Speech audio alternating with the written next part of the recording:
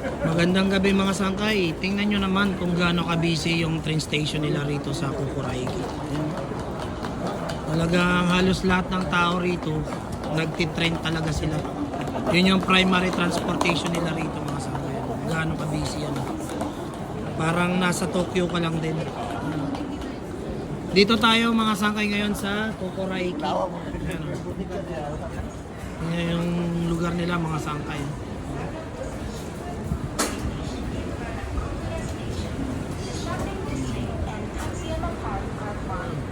Train station yan mga sangkay, pero tingnan nyo naman kung gaano kaganda yung mukha nila rito.